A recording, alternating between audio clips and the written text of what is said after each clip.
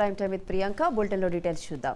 స్వామి వివేకానందను ఆదర్శంగా తీసుకుని ఆయన అడుగుజాడల్లో నేటి యువత నడుచుకోవాలని మాజీ మంత్రి మల్లారెడ్డి అన్నారు. స్వామి వివేకానంద జయంతి సందర్భంగా ఏర్పాటు చేసిన కార్యక్రమంలో మల్లారెడ్డి పాల్గొన్నారు. ముడిచింతలపల్లి మండలం కేశవాపూర్ గ్రామ చౌరస్తాలో ఏర్పాటు చేసిన వివేకానంద విగ్రహాన్ని ఆయన ఆవిష్కరించారు. అనంతరం రక్తదాన శిబిరాన్ని ప్రారంభించారు. ఈ కార్యక్రమంలో విగ్రహదాత మాధవరెడ్డి, గ్రామ సర్పంచ్ ఇస్తారి, జెడ్పీటీసీ అనిత లాలయ్య, ఎంపీపీ హారిక మురళీ గౌడ్ పాల్గొన్నారు. తుమ్కుంట గ్రామం మధ్యల జంక్షన్లో పెద్ద ఎత్తున మా మాధవరెడ్డి గారు ఆయన సొంత డబ్బులతోటి వివేకానందుని విగ్రహం చేసి ఈరోజు ఆయన బర్త్డే సందర్భంగా ఇక్కడ ఆవిష్కారం చేసినాం. చాలా సంతోషం. అదే మాదిరిగా మా సర్పంచ్ విస్తారు కానీ, మా బుచ్చమ్మ కానీ, ఇక్కడ తుమ్కుంట సర్పంచ్ అమ్మ కానీ, ఉప సర్పంచ్ కానీ, వార్డు మెంబర్లు కానీ అందరూ కూడా పెద్ద ఎత్తున మా నాయకులు, ఎంపీపీలు, జెడ్పీటీసీలు, స్థానిక సర్పంచులు అందరూ కూడా పెద్ద ఎత్తున హాజరైన వాళ్ళందరికీ కూడా ధన్యవాదాలు. ఏది ఏమైనా వివేకానందని మనం ఆదర్శంగా తీసుకోవాలి. ఆయన జన్మదినోత్సవంగా ఆయన చేసిన పనులన్నీ కూడా స్ఫూర్తిగా తీసుకొని ఆయన అడుగుజాడల్లో మనం నడిస్తే మన పిల్లలు కానీ మనం కానీ చాలా కుప్పలమైతే మంచి ఆదర్శం ఆయన చూస్తేనే మనకు మంచి పనులు చేయాలి, మంచిగా యువకుల లెక్క పనిచేయాలని అనిపిస్తుంది. ఆయన ఒక ఆదర్శంగా తీసుకోవాలని కూడా మనం చేస్తున్నాం. చాలా సంతోషం. ఉమ్మడి ఆదిలాబాద్ జిల్లాలో ప్రేమ్ సింగ్ మహారాజ్ ఆధ్వర్యంలో గురుమిలం కార్యక్రమం ఘనంగా నిర్వహించారు. ఈ కార్యక్రమంలో జిల్లాలోని పలువురు ఎమ్మెల్యేలు పాల్గొన్నారు. బంజారా జాతి ఐక్యత కోసం అందరూ ఒకతాటిపై నడవాలని ప్రేమ్ సింగ్ కోరారు. ప్రజలందరూ సన్మార్గంలో, భక్తి మార్గంలో నడవాలని అన్నారు. దేశవ్యాప్తంగా బంజారా తండాలను తిరిగి జాగృతి చేయడం కోసం ప్రయత్నిస్తున్నామని తెలిపారు. రానున్న రోజుల్లో దీక్షా భూమి ఒక పుణ్యక్షేత్రంగా మారుతుందన్నారు. ఈ కార్యక్రమానికి పలు రాష్ట్రాల నుంచి ప్రజలు భారీగా వచ్చి పాల్గొన్నారు. दीक्षा भूमि डिक्लेअर करलोकन केताने कलेक्टर ने स्वयंगा आता लाताने दीक्षा भूमि रे फाइल प्रोसेस करायो और पछे वन कोई पटीचे जमो छे काल तो सीतकर नावनुकन और लार पडन गोतो आपण कर्मा काले आज एमपी कॉन्स्टिट्यूएंसी नियोजकवर्ग बाजूलन सेन दिल्ली में मीटिंग हालने बापरे रात 10:30 बजे ताव मारला भाई मारे भाई दकान से ले जाओ तो मन 6:30 बजे फ्लाइट से इधर फ्लाइट टिकट काटन दकाला बलराम प्रिया सेंट्रल मिनिस्टर योजना से अरेंजमेंट कराना को वो बता दो अपन अकबरुद्दीन ओवैसी ने मैं जेला घाल दिने गड़बड़ वेरी छे ओडी जान छे निकल मारो किस्मत आतो छे को पछ काई छे को मन मालूम छे आता दीक्षा गुरु प्रेम सिंह महाराज आशीर्वाद देती बापू अपन समाजवाद से बुलाए मने मैं एमपी कोशिश कर रहा तो एक्चुअल का मैं एमपी बनू 10 साल थी कर रहा तो कोनी कलागो तो आवनो आता अश्वपाद में एमएलए तुझ बननो कलागो कन हर समाज अपन वाल से बुलाए दूसरे समाज वाली बुलाए प्रेम सिंह महाराज आशीर्वाद दिनो लपान काई कीधे को अपन समाज वाल महाराज ये जागे ने दीक्षा भूमि डिक्लेअर करलो कन केताने कलेक्टर ने स्वयंगा आता लाताने బెల్లంపల్లి మున్సిపల్ చైర్పర్సన్ శ్వేత, వైస్ చైర్మన్ సుదర్శన్ పై అవిశ్వాస తీర్మానం వీగిపోయింది. మంచిర్యాలలోని బెల్లంపల్లి పురపాలక సంఘ కార్యాలయంలో ఆర్డీఓ ఆధ్వర్యంలో మున్సిపల్ చైర్పర్సన్, వైస్ చైర్మన్ పై అవిశ్వాస తీర్మాన సమావేశం నిర్వహించారు. ఈ సందర్భంగా ఆర్డీఓ హరికృష్ణ మాట్లాడారు. అవిశ్వాస సమావేశంలో మున్సిపాలిటీ కోరం సభ్యులు 22 మంది హాజరు కాకపోవడంతో అవిశ్వాసం వీగిపోయిందని తెలిపారు. మున్సిపల్ చైర్పర్సన్ శ్రీమతి జబ్బుల శ్వేత మీద పెట్టిన అవిశ్వాస తీర్మానం వీగిపోయింది. దానికి కావాల్సిన ముఖ్య వీగిపోవడం కారణం మొత్తం కౌన్సిల్ సభ్యులు 33 మంది కాగా మొత్తం 34 మంది, అందులో ఒకరు చనిపోగా 33 మంది ఉన్నారు. 33 మందిలో 2/3 అంటే 22 మంది హాజరు కావాలి. కోరం ఉంటేనే సమావేశం నిర్వహించడం జరుగుతుంది. కానీ మొత్తం 20 మంది హాజరైనందువల్ల 11 గంటలకు ప్రారంభమైన సమావేశం కోరం లేనందుకు వాయిదా 2 గంటలకు వాయిదా వేయడం జరిగింది. వాయిదా వేసిన అనంతరం కూడా 20 మంది హాజరైన కోరం లేనందువల్ల ఈ అవిశ్వాస తీర్మానం ఓటింగ్ జరగలేదు. అందుకు అవిశ్వాస తీర్మానం వీగిపోయింది. సంబంధించి మున్సిపల్ చైర్పర్సన్ శ్రీమతి జబ్బుల శ్వేత మీద పెట్టిన అవిశ్వాస తీర్మానం వీగిపోయింది. దానికి ఏపీలో జరిగే అసెంబ్లీ ఎన్నికలపై రాజకీయ పార్టీలు దృష్టి సారించాయి. తాజాగా వైసీపీ 3వ జాబితాను ప్రకటించింది. అందులో శ్రీకాకుళం జిల్లాకు 2 ఎమ్మెల్యే అభ్యర్థులను వైసీపీ ఖరారు చేసింది. 3వ విడత లిస్టులో ఎమ్మెల్యే కిరణ్ కుమార్ పేరు లేకపోవడంతో కిరణ్ అనుచరులు అసహనాన్ని వ్యక్తం చేశారు. ఈ నేపథ్యంలో రణస్థలం మండలం యువ నాయకులు బంగారాజు ధర్నా నిర్వహించారు. నాన్ లోకల్ వద్దు, లోకల్ ముద్దంటున్న బంగారాజుతో మా ప్రతినిధి Venkataramana face to face. YS Jaganmohan Reddy 2024లో 175కి 175 సీట్లు సాధించడం లక్ష్యంగానే ఇప్పటికీ ప్రతి ఒక్క కాన్స్టిట్యున్సీలో కూడా వాళ్ళ యొక్క ఎమ్మెల్యే పనితీరులను తీసుకుంటూ వాళ్ళకి టికెట్లు ఇచ్చే పరిస్థితి కూడా ఇప్పటికే కనిపించింది. దాదాపుగా 3 దఫాలుగా ఇప్పటికీ సీట్లు 60 పైగా కొన్ని స్థానాల్లో అయితే మార్పు చేసే పరిస్థితి కూడా కనిపించాయి.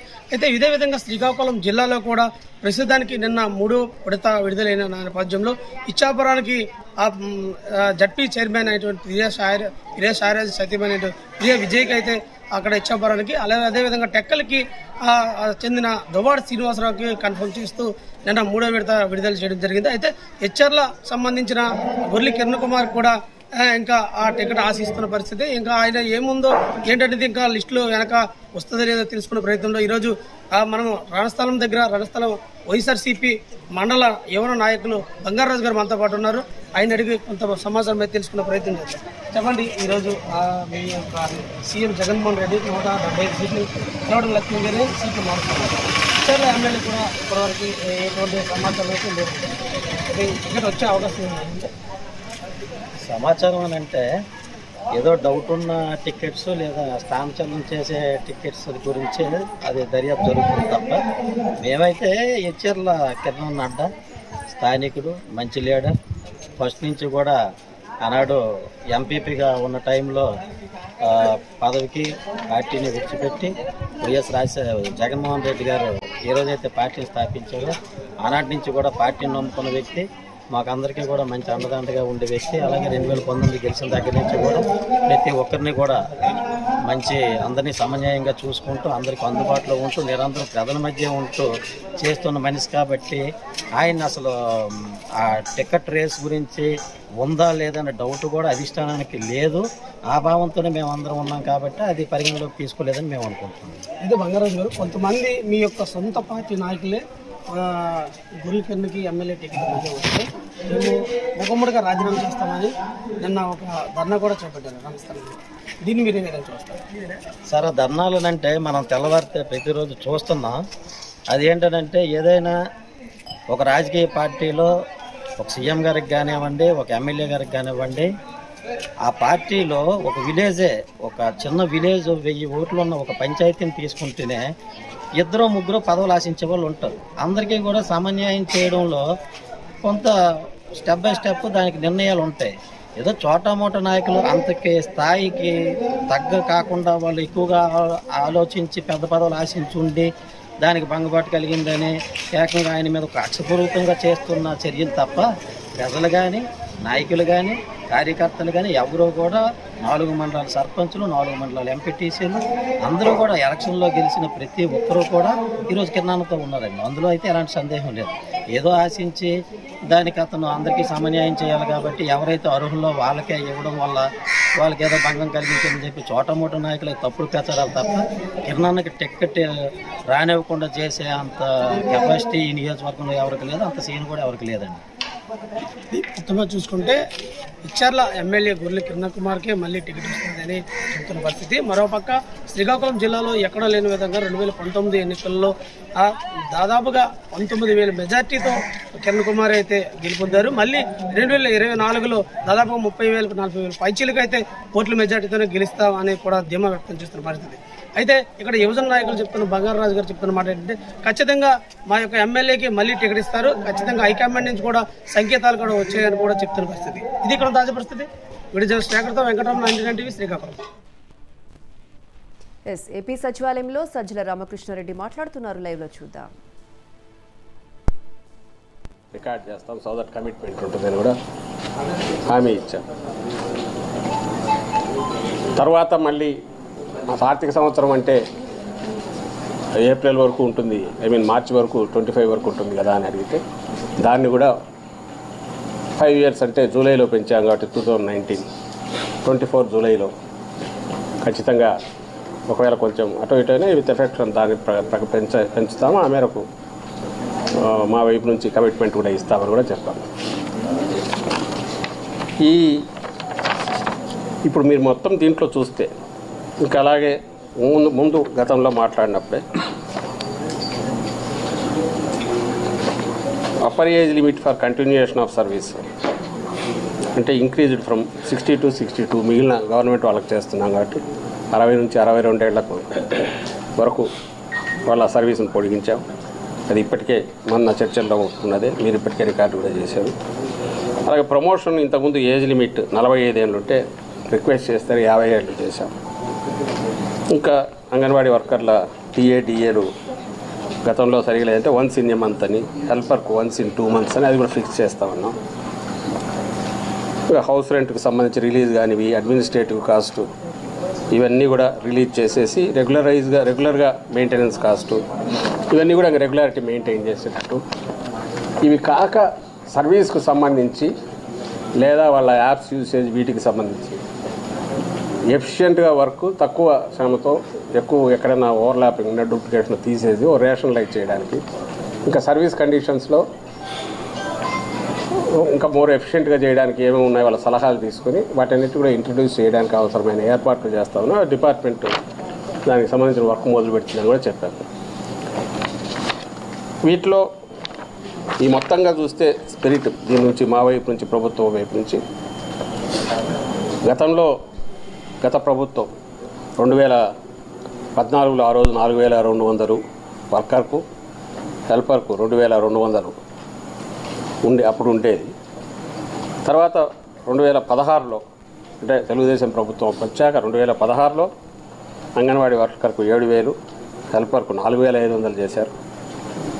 మళ్ళీ 18లో అదే నేను అన్నట్టు ఇంతకుముందు కేవలం అంటే మన ఎన్నికలకు ఒక 6 నెలలు 8 నెలల ముందు అప్పుడు 10,500 6,000 చేశారు. ఆవరేజ్ మీద అప్పుడు వస్తున్నది చూస్తే 6,000 6,500 ఉన్నది. ఈ ప్రభుత్వం వచ్చాక మళ్ళీ 1000 పెంచినాక 11,500 7,000 అయింది. అక్కడ నుంచి కంటిన్యూస్ ఆ పేమెంట్ వస్తుంది. ఇది నెక్స్ట్ మళ్ళీ పెరగబోతుంది. అంటే ఒక కన్సిస్టెన్సీ, కంటిన్యూయేషను, దాని పెంపుదలకు సంబంధించిన ఒక హామీ ఇప్పుడు ఇవ్వడంతో పాటు మిగిలినవన్నీ రిజాల్వ్ చేసే దిశగా నిర్ణయాలు తీసుకున్నాం. ఈ అంగన్వాడీలకు సంబంధించినంత వరకు పిల్లలు ఎంతమంది ఉంటారో స్ట్రెంగ్త్ని బట్టి దాన్ని బట్టి డిసైడ్ చేయడమే కాకుండా అలాగే జనాభా అంటే పక్కా దీన్ని పంచాయతీ వైసీపీ ప్రభుత్వం పట్ల ప్రజల్లో ఉన్న అసంతృప్తే టీడీపీ విజయానికి కారణమవుతుందని టీడీపీ సిట్టింగ్ ఎమ్మెల్యే గణబాబు ధీమా వ్యక్తం చేశారు. టీడీపీ జనసేన పొత్తులో భాగంగా ఎలాంటి ఇబ్బందులున్నా అధిష్టానం నిర్ణయానికి పార్టీ శ్రేణులు కట్టుబడాల్సిన అవసరం ఉందన్నారు. సిద్ధాంతాలు ఒకటైనప్పుడు పార్టీలతో పొత్తు పెట్టుకోవడంలో తప్పు లేదంటున్న టీడీపీ సీనియర్ నేత విశాఖ వెస్ట్ ఎమ్మెల్యే గణబాబుతో మా విశాఖ ప్రతినిధి Kiran face to face. Visakhapatnam పశ్చిమ నియోజకవర్గం సిట్టింగ్ ఎమ్మెల్యే గణబాబు మనతో ఉన్నారు. ఆయన అడిగి రాష్ట్రంలో ఉన్నటువంటి ప్రస్తుత పరిస్థితులు, రాబోయే ఎన్నికల ప్రణాళిక, వాళ్ళ వ్యూహానికి సంబంధించిన అంశాలపై ఆయనతో మాట్లాడించే ప్రయత్నం చేద్దాం. సార్ చెప్పండి, ఈరోజు హఠాత్తుగా 2024 ఎన్నికలకు సంబంధించి ఒక వేవ్ కనిపిస్తుంది టీడీపీ జనసేన, ఏమంటారు దాని పట్ల? స్పష్టంగా ప్రభుత్వ వ్యతిరేకతనండి. ప్రభుత్వం జగన్ రెడ్డి గారు పాదయాత్ర కానివ్వండి, నవరత్నాలు కానివ్వండి, ఇచ్చిన హామీల్లో కానివ్వండి, ఒక్క ఛాన్స్ అనేటువంటి పదం కానివ్వండి, ఆ రోజు ఆయన అధికారంలో రావడానికి ఇవన్నీ కూడా కారణాలైనవి. ఇంతకుముందు ఉండేటువంటి చంద్రబాబు నాయుడు గారి 2014 నుంచి 19 వరకు ఉండేటువంటి ప్రభుత్వం, కొత్త రాష్ట్రం, అనేక ఒడిదుడుకుల మధ్య అమరావతి ప్రాజెక్టు కావచ్చు, పోలవరం కావచ్చు, ఇట్లాంటి నిర్ణయాలతో పాటు అడ్మినిస్ట్రేషన్ని చాలా శరవేగంతో కొత్త రాష్ట్రం అనేటువంటిది ఎక్కడా కనబడకుండా ఒకవైపు హుదూద్ని కూడా జయించి పాలనలో ఎక్కడా కూడా లోపాలు లేవు, ప్రభుత్వ వ్యతిరేకత కూడా లేదు. కానీ జగన్ రెడ్డి గారి హామీలు, ఆయన ఒక ఛాన్స్ ఇవ్వమంటం అనేటువంటిది ఇవన్నీ కూడా ప్రభావితం చూపి అధికారంలోకి వచ్చారు. అనూహ్యంగా ఎక్కువ మెజార్టీ సీట్స్ రావటం జరిగింది. వచ్చిన తర్వాత 5 ఏళ్ల పాలన స్టార్టింగ్ నుంచి మీరు తీసుకుంటే ఒక విధ్వంసం లేకపోతే ఒక కూల్చివేతతో స్టార్ట్ అవటం, ఉన్నటువంటి ప్రాజెక్టులు ఇటు 3 రాజధానులు అవనివ్వండి ఈ డిసిషన్స్ అన్నీ కూడా ఒకవైపు పోలవరం ప్రాజెక్టు ఆగిపోవడం కానీ రాష్ట్ర స్థాయిలో ఉండేటువంటి ఇష్యూస్ మేజర్ ఇష్యూస్ డెవలప్మెంట్ లేదు, ఇన్వెస్టర్స్ రావట్లేదు, వచ్చిన వాళ్ళు పారిపోయారు, కొత్త వాళ్ళు రారు, ఉన్న వాళ్ళు కూడా ఎవరు కూడా ఇక్కడ ఎక్స్పాండ్ చేసేటువంటిది కానీ లేకపోతే ఇక్కడి నుంచి వెళ్ళిపోవడం అనేది జరిగింది. సో ఏ రకంగా కేవలం అప్పులతోనే ఈరోజు ఈ రాష్ట్రం ఆదాయం ఒకవైపు ఉంటే ఒకవైపు ఏదైతే ధరలు ఒకవైపు బాగా పెరిగిపోయి నిత్యావసరాలు ఎవరైతే పేదవాళ్ళు కూడా ఈరోజు బాగా యాంటీ ఎస్టాబ్లిష్ అవ్వడానికి కారణం కూడా రూపాయి ఇచ్చేసి 10 రూపాయలు తీసుకునేటట్టుగా ప్రభుత్వం ఉంది. కరెంటు బిల్లు కానీ చెత్త పన్ను కానివ్వండి, నిత్యావసర వస్తువుల ధరలు కానివ్వండి, ఇవన్నీ కూడా ఈ గ్యాస్ కూడా ఒకవైపు పెట్రోల్ డీజిల్ గ్యాస్ కూడా ఒకవైపు డైరెక్ట్గా వాళ్ళ పైన ఈ ట్రాన్స్పోర్టేషన్ అంది పెరిగి అన్నీ కూడా ఇండైరెక్ట్గా ఓవరాల్గా అన్ని ధరలు పెరిగిపోయి ఈవెన్ లెక్కర్ కూడా గవర్నమెంటే అమ్మటం వల్ల కూడా చాలా చెడ్డపేరు తీసుకున్నారు. పర్టికులర్గా ఈ సీట్ల సర్దుబాటు విషయానికి వచ్చేటప్పుడు ఒక రకమైనటువంటి సందిగ్ధం నెలకొంది. ఏదైతే జనసేనలో ఉన్నటువంటి పార్టీ శ్రేణులు కావచ్చు, వాళ్ళ అభిమానులు కావచ్చు, ఈరోజు తెలుగుదేశంతో ముందుకెళ్ళడం వల్ల సీట్ల విషయంలో ఏదైతే తను సింగిల్గా వస్తే బాగుండేదనే అభిప్రాయం కూడా వ్యక్తమవుతున్న పరిస్థితి. దీనివల్ల ఏదైతే సిట్టింగులు కావచ్చు లేకపోతే టీడీపీలో పార్టీ పుట్టినప్పటి నుంచి ఉన్నటువంటి నాయకులు కొంతమందికి ఈ సీట్ల వ్యవహారంలో కొంత ఇబ్బంది ఎదురయ్యే పరిస్థితి ఉంటుందంటారా ఉండదా? పొత్తులు అన్నప్పుడు డెఫినెట్గా కొన్ని అన్ని సీట్లలో కాకపోయినా కొన్ని సీట్లలో డెఫినెట్గా వస్తుంది. పొత్తులు అన్నప్పుడు ఈరోజు కాదు, పొత్తులు అనేది దేశవ్యాప్తంగా రాష్ట్ర వ్యాప్తంగా గతంలో కూడా తెలుగుదేశం పార్టీ అనేక పొత్తులు ఉన్నాయి. మా నియోజకవర్గం కూడా 95లో ఇక్కడ సిపిఐకి ఇవ్వడం జరిగింది మా నాన్నగారు. అప్పుడు అందరూ కలిసే పనిచేసాం. సీనియర్గా అప్పుడు అప్పలనరసింహ గారు అప్పటికే ఎంపీగా ఉన్నారు, ఎమ్మెల్యేగా ఉన్నారు, చాలా తెలుగుదేశం పార్టీ ఫౌండర్గా ఉండేవారు. నేను అప్పటికి ఇంకా రాజకీయాల్లో అప్పుడే జడ్పీటీసీ అయ్యాను. సో అంత సీనియర్గా ఉన్నప్పటికీ కూడా జిల్లాని అప్పుడు నడిపించేటువంటి స్థాయిలో ఉన్న 95లో సిపిఐకి ఇచ్చినప్పుడు మేము అందరూ కూడా పనిచేసాం. ఈరోజు పొత్తులో భాగంగా నిర్ణయాలు తీసుకుంటే అది రాష్ట్ర అధిష్టానం ఏ నిర్ణయం తీసుకున్నా అందరూ కట్టుబడి ఉండాల్సినటువంటి అవసరం ఉంటుంది. అది జనసేన కావచ్చు లేకపోతే తెలుగుదేశం పార్టీ కావచ్చు. కాకపోతే ఒకరిద్దరికి ఇబ్బందులు ఉన్నప్పటికీ ఆ తర్వాత కాలంలో వారు సర్దుబాటు చేసుకోవడం జరుగుతుంది. ఇచ్చేటువంటి ప్రయారిటీ బట్టి ప్రాధాన్యత బట్టి అధిష్టానం అందరికీ సముచితమైనటువంటి గౌరవాన్ని స్థానాన్ని ఇవ్వడానికే ప్రయత్నం చేస్తుంది. బట్ పొత్తుల్లో భాగంగా కొంతమంది త్యాగాలు చేయాల్సినటువంటి అవసరం పడుతుంది ఇరు పార్టీల్లో. Thank you sir. ఇది ప్రస్తుతం మనం చూసుకున్నట్టయితే ఏదైతే వెస్ట్ సిట్టింగ్ ఎమ్మెల్యే గణబాబు గారు చెప్తున్న దాన్ని బట్టి చూసుకున్నట్టయితే ఖచ్చితంగా రాబోయే రోజుల్లో టీడీపీ జనసేన ఎలియన్స్తోనే రాష్ట్రంలో అధికారం ఖచ్చితంగా వస్తుందని చెప్పి, మరోవైపు ఏదైతే ప్రభుత్వం వైఫల్యమై ఈరోజు ప్రజలతో పాటు పార్టీ శ్రేణులను కూడా స్పష్టమైనటువంటి వ్యతిరేకత వ్యక్తమవుతుందని చెప్పి, అదే ఈరోజు ఇన్ఛార్జీల మార్పుతో, ఎందుకంటే ప్రభుత్వాన్ని చేయించడం సాధ్యం కాదు కాబట్టి ఇన్ఛార్జీల పేరుతోటి మార్పులు సంభవిస్తున్నాయని చెప్పి, మరోవైపు ఏదైతే ముఖ్యమంత్రిగా గతంలో ఉన్నటువంటి చంద్రబాబు నాయుడు ఆంధ్రప్రదేశ్ రాజధానికి ఏదైతే అమరావతి ఉన్నారో అదే ఖచ్చితంగా ఉంటుందని చెప్పి, మరోవైపు ఆర్థిక రాజధానిగా విశాఖపట్నాన్ని యథాతథంగా కొనసాగిస్తామని చెప్పి, తాము అధికారంలోకి వచ్చిన వెంటనే ఏదైతే గతంలో టీడీపీ ఇంప్లిమెంట్ చేసినటువంటి అన్ని ప్రజా సంక్షేమ పథకాలన్నీ కూడా ఖచ్చితంగా యథాతథంగా కొనసాగిస్తామని చెప్పడం జరుగుతుంది. కెమెరామెన్ రాజుతో కిరణ్ కుమార్, 99 టీవీ, వైజాగ్. లంచం తీసుకుంటుండగా భువనగిరి జిల్లా రవాణా శాఖ అధికారిని ఏసీబీ అధికారులు పట్టుకున్నారు. భువనగిరి జిల్లా పోచంపల్లిలోని కాప్రాయిపల్లికి చెందిన Praveen Kumar national permit cancel కోసం దరఖాస్తు చేయడంతో జిల్లా రవాణా శాఖ అధికారి సురేందర్ రెడ్డి లంచం డిమాండ్ చేశాడు. ఇక మరోసారి కలవగా లంచం ఇస్తేనే నేషనల్ పర్మిట్ క్యాన్సిల్ చేస్తానని చెప్పడంతో ప్రవీణ్ ఏసీబీని ఆశ్రయించాడు. ఏజెంట్ల ద్వారా రవాణా శాఖ అధికారి సురేందర్ రెడ్డి లంచం తీసుకుంటుండగా ఏసీబీ అధికారులకు అడ్డంగా దొరికాడు. ఏసీబీ అధికారులు కేసు దర్యాప్తులో ఉన్నట్లు తెలిపారు. ఈరోజు భువనగిరి టౌన్లో ఆర్టీఐ ఆఫీస్ దగ్గర ఆర్టీఐ ఆఫీసులో పనిచేసే ప్రైవేట్ వ్యక్తి మల్లికార్జున అనే వ్యక్తి along with officer Surender Reddy గారు, డిటిఓ ఇన్ఛార్జ్ గారు ఆధ్వర్యంలో ఈరోజు మేము ఒక ట్రాప్ చేయడం జరిగింది. దాని యొక్క ముఖ్య వివరాలు ఏంటంటే, మన ప్రవీణ్ కుమార్ అనే వ్యక్తి అతనికి నేషనల్ పర్మిట్ క్యాన్సిలేషన్ కోసం అప్లై చేసుకున్నాడు. అప్లై చేసిన తర్వాత అది స్లాట్ బుక్ అయింది. స్లాట్ బుక్ అయిన తర్వాత 6వ తారీఖు వచ్చి స్లాట్కి, 2వ తారీఖు వచ్చి స్లాట్కి అటెండ్ అయ్యారు. అప్పుడు అది క్యాన్సిలేషన్ కోసం సురేందర్ రెడ్డి గారు ప్లస్ పర్సనల్ అసిస్టెంట్ మల్లికార్జున కలిపి 12,000 డిమాండ్ చేయడం జరిగింది. 12,000 డిమాండ్ చేస్తే దాన్ని వాళ్ళు తర్వాత 6వ తారీఖున మాకు కంప్లైంట్ చేసుకోవడం జరిగింది. ఇట్లా డిమాండ్ చేస్తున్నారు సార్ అని చెప్తే దాని మీద మేము కంప్లైంట్ కేసు పరిశీలించి తర్వాత ఇన్వెస్టిగేషన్ అంతా పూర్తి చేసి ఈరోజు ఆ ట్రాప్ అమౌంట్ ఏదైతే ఉందో ఆ రోజు తర్వాత మేము మళ్ళీ ఎవిడెన్స్ కలెక్ట్ చేస్తే తర్వాత మళ్ళీ సెకండ్ టైం పోతే 5,000 అని మనం మళ్ళీ దానికి కమ్ డౌన్ అయింది. ఎందుకంటే తగ్గింది మనం రికార్డ్ చేస్తే 5,000 అండి మళ్ళీ చెప్పారు. ఈరోజు ఆ 5,000 తీసుకొచ్చి ఆ కంప్లైంట్ ఏదో ప్రవీణ్ కుమార్ ఉన్నాడు ఆ నేషనల్ పబ్లిక్ క్యాన్సిల్ చేస్తే కాపీ తీసుకోవడం కోసం వచ్చి కలిస్తే ఆ మల్లికార్జున అతను మీట్ అవ్వడం జరిగింది. ఆ మల్లికార్జున పక్కన ఉన్న అనిల్ అనే ఇంకో ఏజెంట్కి ఇవ్వమని చెప్పడం జరిగింది. ఆ అనిల్ తీసుకున్న దానికి సురేష్ అనే వ్యక్తికి మళ్ళీ అతన్ని అమౌంట్ ఇవ్వడం జరిగింది 5,000. ఇప్పుడు ఈరోజు మేము రేట్ చేసి 5,000 రికవర్ చేసినాం. కలర్ టెస్ట్ చేసినాం, కలర్ టెస్ట్ ప్రూవ్ అయింది. అలానే అన్న గైడెన్స్ ఆఫ్ డిటిఓ ఇన్ఛార్జ్ గారు సురేందర్ రెడ్డి గారు ప్లస్ మిగతా వాళ్ళని మేము కస్టడీలో తీసుకున్నాం. మల్లికార్జున అబ్స్కాండింగ్లో ఉన్నాడు.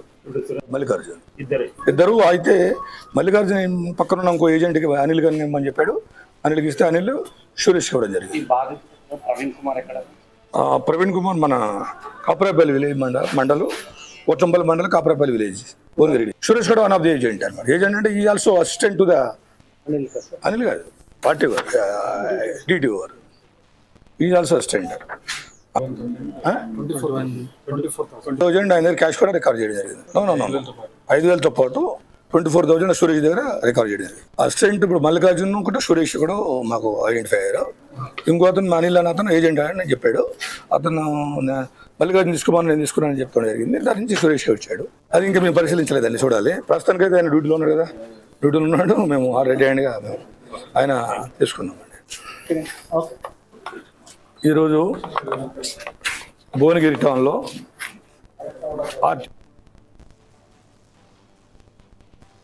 వికారాబాద్ జిల్లా కోనార్క్ ఎక్స్ప్రెస్ ట్రైన్లో అక్రమంగా తరలిస్తున్న గంజాయిని పోలీసులు పట్టుకున్నారు.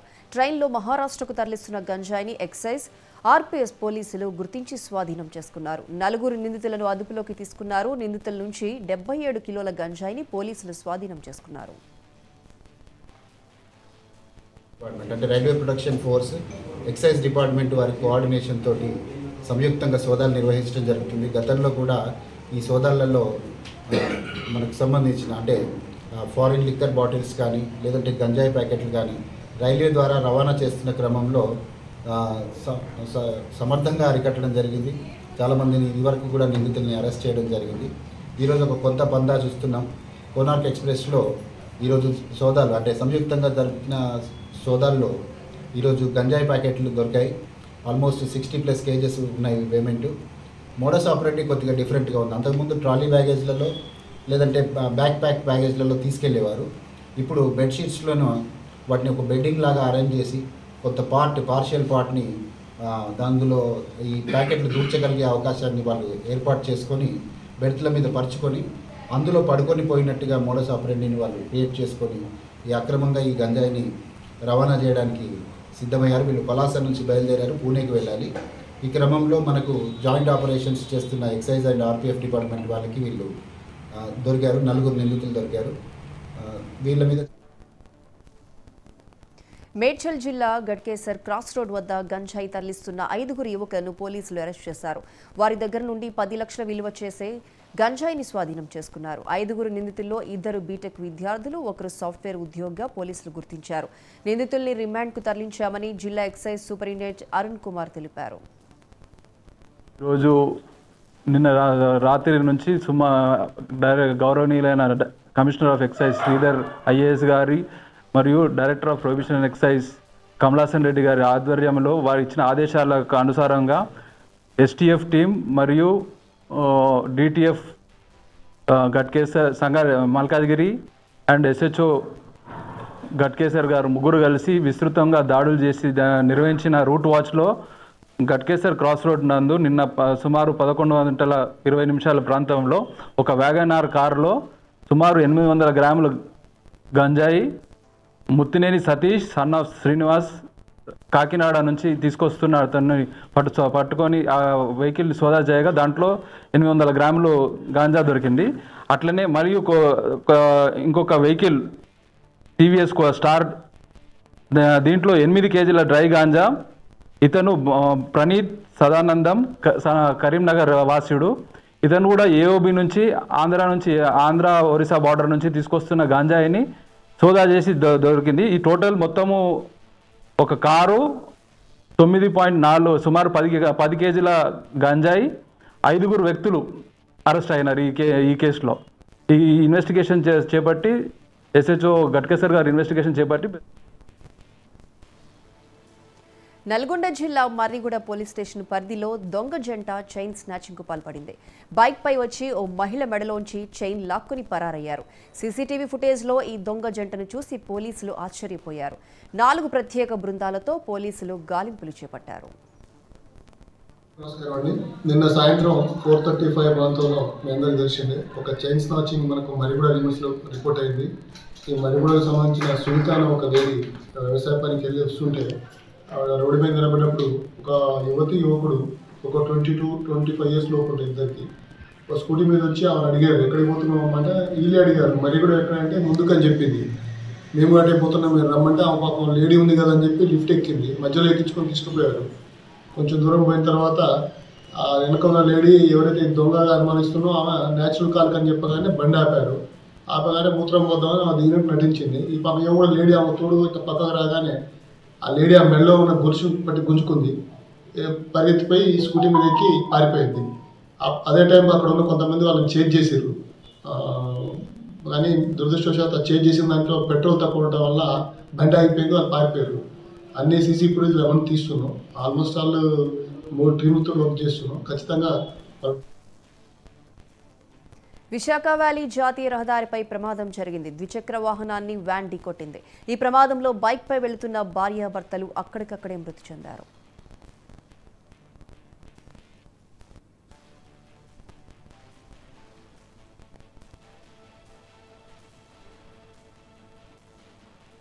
సంక్రాంతి సెలవులు రావడంతో ఆర్టీసీ బస్సులు కిక్కిరిసిపోతున్నాయి. పైగా మహిళలకు ఉచిత ప్రయాణ సదుపాయం ఉండడంతో మహిళా ప్రయాణికుల తాకిడి మరీ ఎక్కువగా ఉంటోంది. ఈ క్రమంలోనే తరచూ మహిళలు గొడవ పడుతున్న సంఘటనలు చూస్తున్నాం. తాజాగా నిజామాబాద్ నుంచి బైన్సా వెళుతున్న ఓ ఆర్టీసీ బస్సులో సీటు కోసం మహిళల మధ్య గొడవ జరిగింది. జుట్టు పట్టుకుని కొట్టుకోవడంతో వీడియో వైరల్ అవుతోంది.